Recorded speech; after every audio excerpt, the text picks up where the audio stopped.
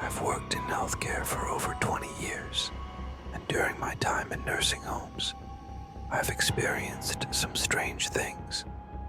One occurrence that stands out to me happened multiple times.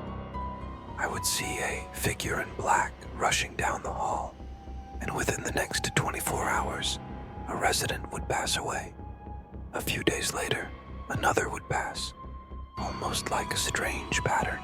But my favorite story comes from when I worked at a small hospital. It had been around for many years and was very old, with only about 30 beds. In the basement, there was an old morgue, and there was one elevator that connected the basement to the main floor, right outside the nurses' station.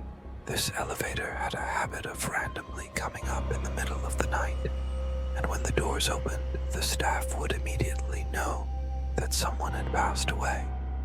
It happened more times than I can count. One night, while I was sitting at the nurses' station with a couple of my co-workers, we suddenly heard a TV blaring at full volume down the hall to our right.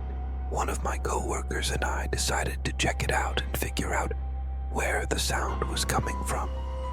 There was only one room down that hall, with a "Do Not Enter" sign on the door. A maintenance room that was always kept locked. We looked in all the other rooms, and there was no one there.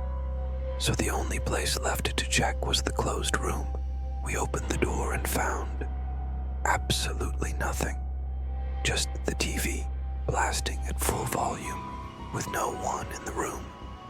I walked in, turned off the TV, and said, "Please turn that off. There's a sick baby next door who needs to sleep."